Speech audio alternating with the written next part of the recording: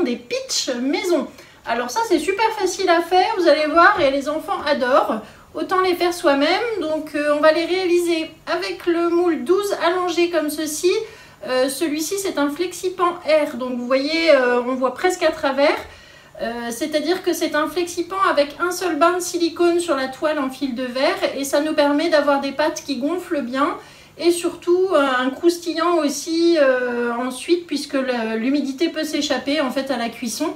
Donc vous allez voir, on va avoir des petits pains à la fois croustillants et moelleux à l'intérieur, ça va être top.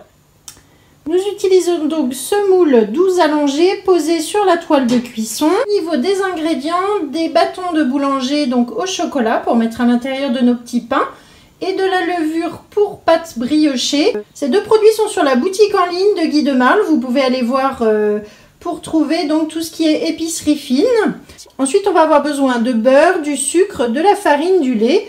Et voilà donc nos petits bâtons de chocolat pour mettre dans les petits pains.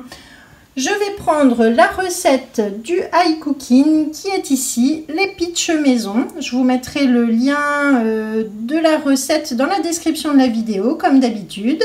Et c'est parti, on y va. Si vous n'avez pas le high cooking, vous pouvez bien sûr faire la pâte dans votre robot et suivre ensuite les étapes de la recette.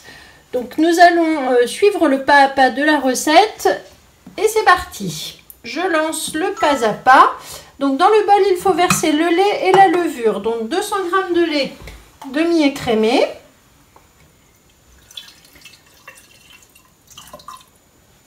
Voilà, la barre est verte, c'est bon. Suivant, un sachet de levure donc pour pâte briochée. C'est de la levure qui est déjà salée. Ce sont les préparations donc de la boutique. Si vous utilisez une levure fraîche ou une autre levure sèche, pensez à rajouter du sel parce que celle-ci elle est salée, donc je ne l'ajoute pas dans ma recette. Là ça va tourner 30 secondes, 40 degrés, vitesse 2. Je fais lancer. Étape suivante, 350 g de farine. Je déverrouille le bol, c'est plus simple. Je m'assure que la balance soit bien à 0 ici en faisant tare. Et je verse la farine, donc 350 g. Hop. Suivant, 50 g de sucre en poudre. Voilà. Suivant, le robot est programmé. Il va tourner 30 secondes, vitesse 1.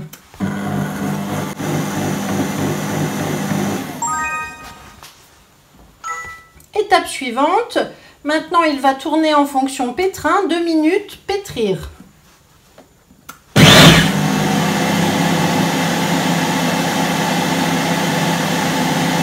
Suivant donc, il faut ajouter 50 g de beurre bien froid, en petits cubes comme ceci. Je fais suivant et 2 minutes en mode pétrissage.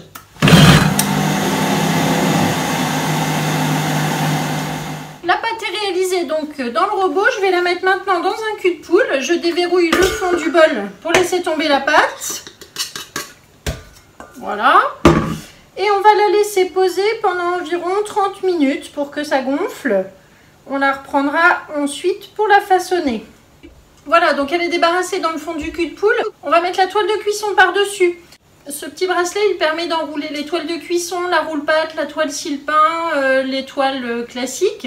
Vous voyez, donc tout simplement comme ceci pour pouvoir les stocker et ne pas les abîmer. Ce petit bracelet, vous le trouvez en ce moment au profit des hôpitaux. Donc n'hésitez pas à aller voir sur la boutique, il est à 3 € et à vous approvisionner de bracelets. Voilà. Alors donc on met la toile directement comme ça sur le cul de poule et on va laisser pousser pendant 30 minutes. On se retrouve après. Au bout d'une demi-heure, on va retirer donc la toile de cuisson sur la pâte. Et vous voyez, elle a déjà bien gonflé, elle s'est bien aérée. Donc maintenant, on va pouvoir la travailler. Je mets un petit peu de farine sur ma roule-pâte et je vide ma pâte avec le racloir rose. Je prépare mon moule et les petites barres de chocolat. Donc, cette proportion de pâte va nous faire les 12 petits pains pitch. On va diviser tout d'abord en 2 et chaque morceau en 6. Donc, encore en 2 et ensuite en 3. Voilà, on va faire des petits tas comme ceci, des petites boules. Donc, je prépare les 12. C'est une pâte qui se travaille très bien, hein, qui est très facile à travailler. Il n'y a pas d'œuf en plus dedans. Voilà, une fois que vous avez vos petites boules, il faut ensuite chasser l'air. Donc avec la paume de la main, vous chassez bien l'air comme ceci pour étaler la pâte et faire un espèce de petit rectangle dans lequel vous allez venir mettre une barre de chocolat. Je replie d'un côté, je replie d'un autre côté comme ceci. Je ferme le bout et je retourne pour que la pliure se retrouve en dessous et je mets dans mon moule.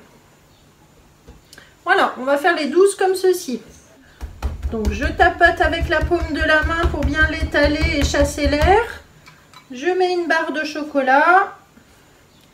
Je replie dans les deux sens. Je ferme les bouts. Je retourne et je mets dans le moule.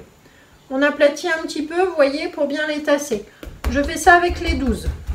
Voilà, j'ai terminé les 12 petits pains. Donc maintenant, je vais les couvrir avec un torchon propre pendant environ encore une trentaine de minutes. Et ensuite, on les mettra dans le four. Hop, je mets mon torchon, je laisse comme ceci et on se retrouve tout à l'heure. Lorsque les petits pains ont bien gonflé, vous voyez, au bout d'une demi-heure, c'est pas des pains qui doivent être trop gros, hein, donc vous les laissez bien comme ceci.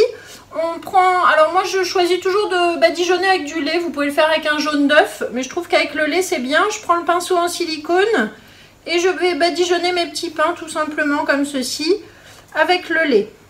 Ensuite, donc le four préchauffe à 180 degrés. On va les enfourner pendant une quinzaine de minutes.